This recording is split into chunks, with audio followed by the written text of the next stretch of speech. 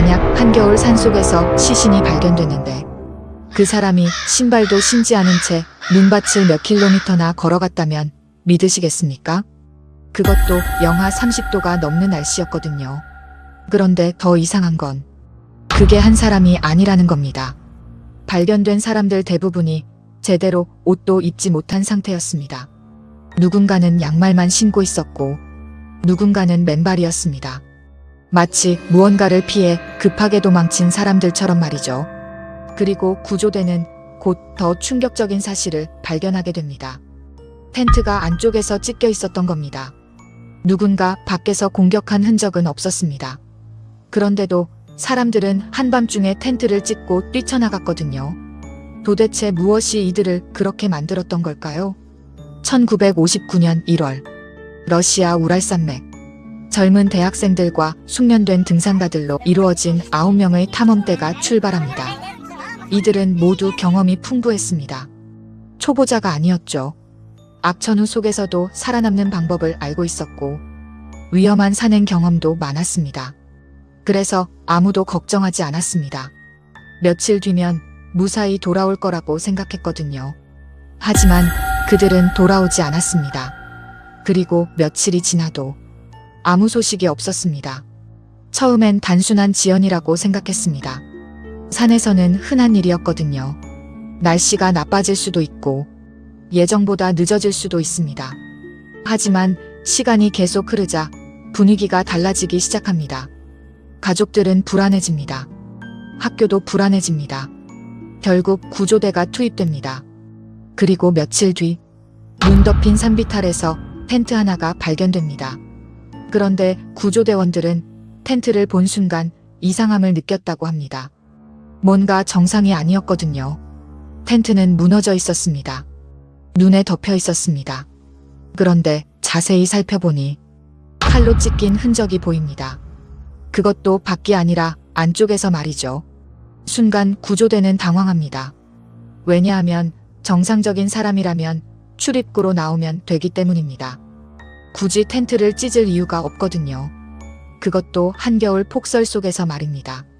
그리고 텐트 밖 희미한 발자국들이 발견됩니다. 9명 분량의 발자국이었습니다. 그들은 걸어서 산 아래로 이동하고 있었습니다. 여기서 더 소름 돋는 사실이 하나 있습니다.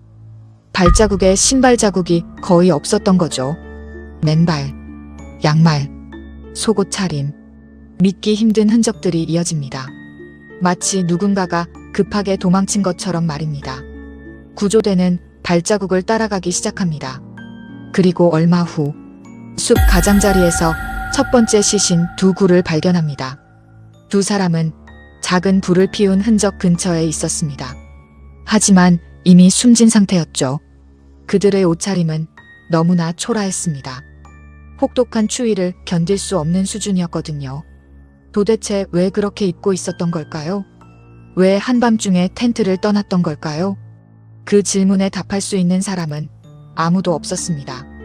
왜냐하면 그들 모두가 이미 세상을 떠난 뒤였으니까요. 그리고 수색은 계속됩니다. 며칠 뒤 또 다른 시신들이 발견됩니다. 이번에는 텐트 방향으로 돌아가려던 흔적이 보였습니다. 즉, 그들은 도망쳤다가 다시 텐트로 돌아가려 했던 겁니다. 하지만 결국 돌아가지 못했죠. 그 사이에 무슨 일이 있었던 걸까요? 무엇이 그들을 공포에 빠뜨렸던 걸까요? 수색대가 마지막 4명을 발견한 건 훨씬 뒤였습니다. 이 사건은 단순한 조난 사고가 아니라는 이야기가 퍼지기 시작합니다. 왜냐하면 그들의 상태가 너무 이상했기 때문입니다. 갈비뼈가 심하게 부러진 사람이 있었습니다. 두개골에 큰 손상을 입은 사람도 있었습니다.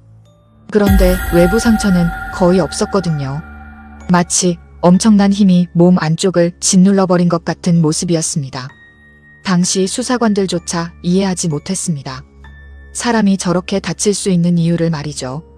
그날 밤 눈보라가 원인이었을까요? 눈사태였을까요? 군사 실험이었을까요? 아니면 아직까지 밝혀지지 않은 무언가였을까요? 수십 년이 지난 지금도 사람들은 디아틀로프 고개 사건을 이야기합니다. 왜냐하면 가장 중요한 질문 하나가 아직도 남아있기 때문이죠. 그날 밤, 그들은 대체 무엇을 본 걸까요? 여러분은 이 사건의 진실이 무엇이라고 생각하십니까? 댓글로 여러분의 생각을 남겨주시면 함께 이야기 나눠보겠습니다. 오늘 영상이 흥미로우셨다면 좋아요와 구독 부탁드립니다. 시청해주셔서 감사합니다.